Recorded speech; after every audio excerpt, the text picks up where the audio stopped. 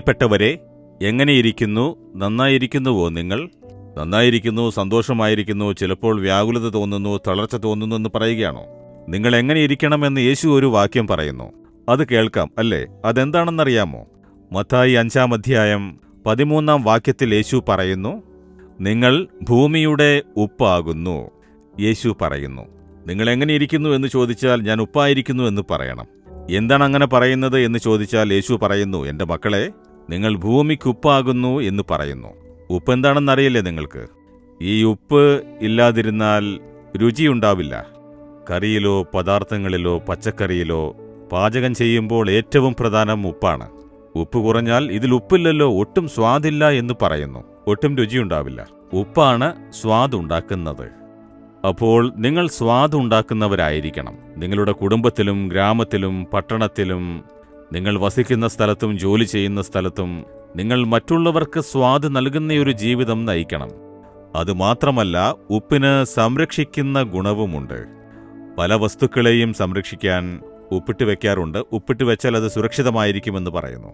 അപ്പോൾ നിങ്ങൾ ഭൂമിയുടെ ഉപ്പാകുന്നു, എന്നാൽ നിങ്ങളുടെ കുടുംബത്തിനും ഗ്രാമത്തിനും നിങ്ങൾ സംരക്ഷകരാണ്. നിങ്ങളുടെ പ്രാർത്ഥന, ഇടിവിൽ നിന്നും പ്രാർത്ഥിക്കുന്ന പ്രാർത്ഥന സുരക്ഷയെ ഉണ്ടാക്കും. അതിനാൽ നിങ്ങൾ ഉപ്പാണ് എന്നത് എപ്പോഴും മനസ്സിലുണ്ടാവണം. ഞാൻ എൻ്റെ രാജ്യത്തിന് ഉപ്പാവേണ്ടതാണ്, ഉപ്പായിരിക്കണം. എൻ്റെ സമൂഹത്തിന് ഞാൻ ഉപ്പായിരിക്കണമെന്നത് എപ്പോഴും ഓർമ്മയിലുണ്ടാവണം. അപ്പോൾ ഇതുപോലെ ഉള്ള ഒരു മാറ്റത്തെ, ഒരു സുരക്ഷയെ, ഒരു രുചി ഉണ്ടാക്കണമെങ്കിൽ ഉപ്പ് എങ്ങനെയുള്ളതാണ് എന്ന് ആദ്യം ശ്രദ്ധിക്കണം. ഉപ്പ് കണ്ടിട്ടില്ലേ? വെള്ള നിറത്തിലാണുള്ളത്. അത് ശുദ്ധിയെ കുറിക്കുന്നു. നാം വിശുദ്ധിയുള്ളവരായിരുന്നാലേ ഈ ലോകത്തിന് നാം ഉപ്പായിരുന്ന് പ്രയോജനമുള്ളവരായിരിക്കൂ. ഉപ്പിന് സാരമില്ലെങ്കിൽ അത് വലിച്ചെറിയേണ്ടി വരും എന്ന് പറഞ്ഞിരിക്കുന്നത് വായിക്കുന്നു. അപ്പോൾ ഒരു വിശുദ്ധിക്കായി സമർപ്പിക്കണം. ഉപ്പ് അതിൻ്റെ ഘടനയിൽ തന്നെ ആയിരിക്കുകയാണെങ്കിൽ അതിന് സ്വാദുണ്ടാവില്ല. അലിയണം. ഉപ്പ് അലിയുമ്പോഴേ അതിന് സ്വാദുണ്ടാവുകയുള്ളൂ. അപ്പോൾ അത് സ്വയം അലിഞ്ഞ് സ്വാദുണ്ടാക്കുന്നു. നാം എപ്പോഴും നമ്മെ സമർപ്പിച്ച്, നമ്മെ ഏൽപ്പിച്ച്, നമ്മെ ഒരു ത്യാഗത്തോടെ സമർപ്പിച്ച് പ്രവർത്തിച്ചാലേ മറ്റുള്ളവർക്ക് പ്രയോജനമുള്ളവരാകാൻ സാധിക്കൂ. അതുപോലെ ദൈവമേ, ഞാനും ഉപ്പ് പോലെയാവണം. എന്നെ ഉപ്പായി വെച്ചിരിക്കുന്നു.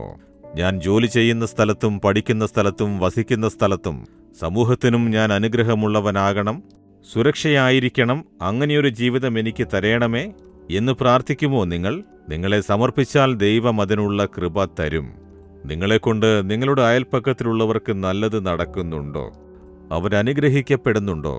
നിങ്ങളെക്കൊണ്ട് അവർ സംരക്ഷിക്കപ്പെടുന്നുണ്ടോ? ചിന്തിച്ചു നോക്കൂ. അപ്പോൾ യേശു പറഞ്ഞതുപോലെ നമ്മളില്ലല്ലോ. പിന്നെങ്ങനെയാണ് ആശീർവാദമായിരിക്കാൻ സാധിക്കുക? നാം ഉപ്പായിരിക്കാൻ സമർപ്പിച്ചാൽ നമ്മെ യേശു അനുഗ്രഹിക്കും. സമർപ്പിക്കുമോ? യേശുവേ, ഭൂമിക്കുപ്പായിരിക്കും എന്ന് പറഞ്ഞിരിക്കുന്നു. അങ്ങനെയുള്ളയൊരു ജീവിതത്തിനായി എന്നെ സമർപ്പിക്കുന്നു. എന്നെ ശുദ്ധീകരിക്കണമേ. ഞാൻ എന്നെ അലിയിച്ച് ത്യാഗപൂർണമായൊരു ജീവിതം നയിച്ചത് എൻ്റെ ചുറ്റുമുള്ളവർക്ക് നല്ലത് നടക്കാൻ ഇടയാക്കുവാനായി എന്നെ സമർപ്പിക്കുന്നു. എന്നെ ഉപ്പായി ഉപയോഗിക്കണമേ. യേശുവിൻ്റെ നാമത്തിൽ പ്രാർത്ഥിക്കുന്നു.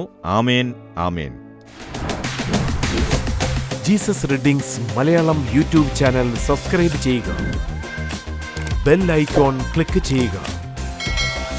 ഞങ്ങളുടെ ദൈനംദിന പ്രോഗ്രാമുകളെക്കുറിച്ചുള്ള അപ്ഡേറ്റ് ലഭിക്കുവാൻ